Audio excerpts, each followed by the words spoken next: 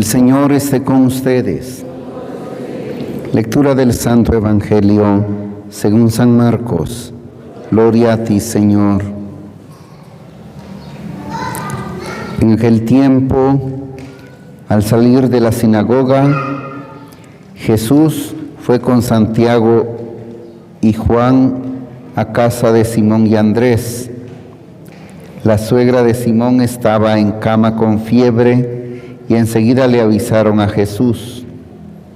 Él se le acercó y tomándola de la mano la levantó. En ese momento se le quitó la fiebre y se puso a servirles. Al atardecer, cuando el sol se ponía, llevaron a todos los enfermos y poseídos del demonio, y todo el pueblo se apiñó junto a la puerta. Curó a muchos enfermos de diversos males y expulsó a muchos demonios, pero no dejó que los demonios hablaran porque sabían quién era él. De madrugada, cuando todavía estaba muy oscuro, Jesús se levantó, salió y se fue a un lugar solitario donde se puso a orar. Simón y sus compañeros lo fueron a buscar y al encontrarlo le dijeron: «Todos te andan buscando». Él les dijo: «Vamos a los pueblos cercanos para predicar también allá el Evangelio, pues para eso he venido». Y recorrió toda Galilea predicando en las sinagogas y expulsando a los demonios. Palabra del Señor. Pueden sentarse un momento. Hoy el Evangelio nos presenta un cuadro muy bonito. Nos dice que de madrugada, cuando todavía estaba muy oscuro, Jesús salió de la casa donde estaba hospedado, se fue a un sitio apartado, solitario, y ahí se puso a orar. Con esto que hace Jesús, nos da ejemplo, nos enseña, y al mismo tiempo nos dice que nosotros también deberíamos hacer lo mismo. A veces no hacemos oración porque decimos que tenemos mucho que hacer, muchas obligaciones. Y no se puede decir que no. Es cierto, tenemos muchas obligaciones, pero la primera obligación que tenemos es hacer oración, hablar con Dios, porque ¿qué dice el primer mandamiento?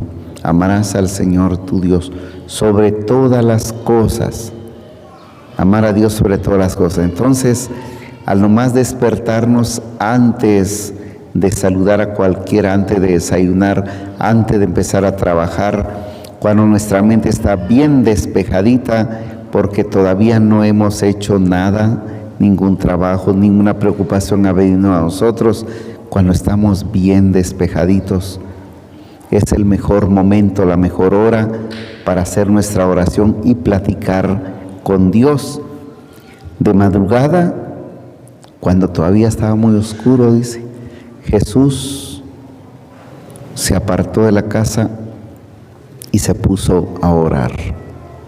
Nosotros debemos hacer lo mismo. ¿Por qué no lo hacemos? Muchos deberes, muchas ocupaciones. La primera es rezar. ¿Por qué no lo hacemos? Tal vez porque pensamos que no es necesario orar. Tal vez pensamos que da lo mismo hacer oración que no hacer oración.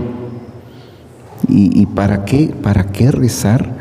Da igual, podría pensar alguien. Si rezo o no rezo, da igual. No da igual. ¿Por qué tenemos que hacer oración?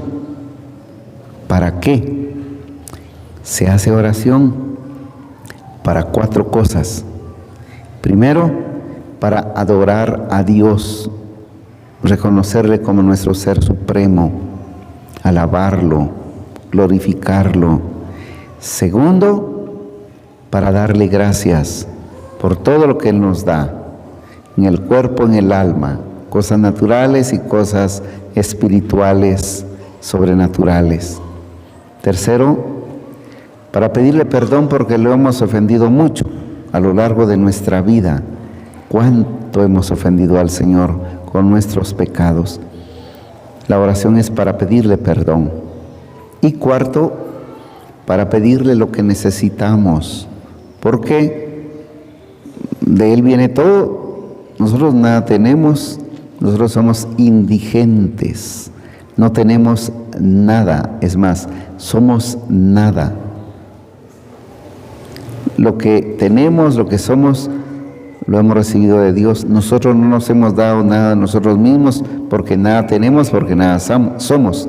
Si ahora existimos es porque Él nos dio la existencia, Él nos dio el ser, Él nos dio la vida, Él nos dio el cuerpo, el alma, Él nos hizo. Y no tenía ninguna obligación.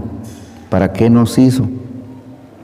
¿Para que el mundo funcionara mejor? No, el Señor no nos necesita para nada. El mundo puede funcionar sin nosotros, somos unos inútiles para Él, no servimos para nada y no tenemos derecho a exigirle nada, pero Él nos da simplemente porque quiere, porque es generoso, porque nos ama, nos da porque quiere darnos. Por eso hay que darle gracias, hay que pedirle perdón y como Él es el providente, el que provee, el que nos da cosas, con toda humildad, pedirle al Señor lo que necesitamos. Cosas naturales y cosas espirituales, sobrenaturales. Entre ellos ocupa el primer lugar las gracias que necesitamos para ser santos y para irnos al cielo, porque eso forma parte de las cosas que Dios da solo si se las pedimos. Si no se las pedimos, no nos las va a dar. Hay que pedirle esas gracias para que nos las dé y nos santifiquemos y nos vayamos al cielo. Por esa razón, dicen los santos, el que reza se va al cielo, el que no reza se va al infierno. El que reza se salva, el que no se condena.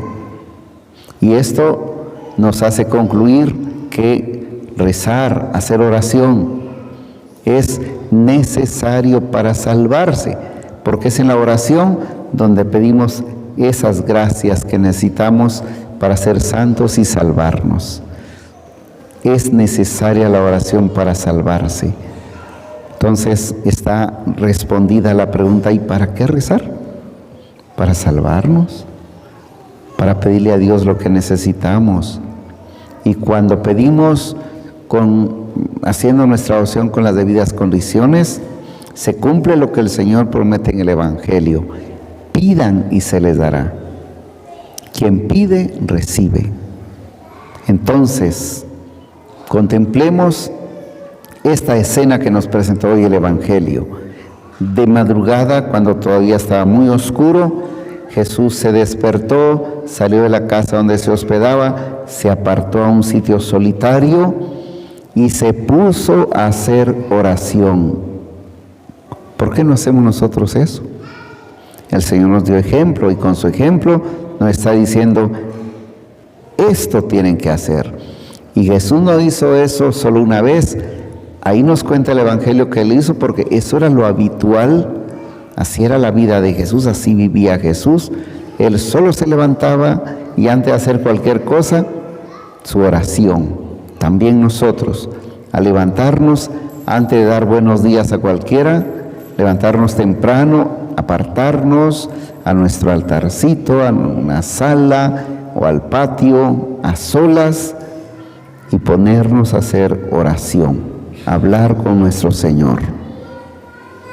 Eso es lo que Jesús nos pide hoy, que hagamos oración a la primera hora de la mañana.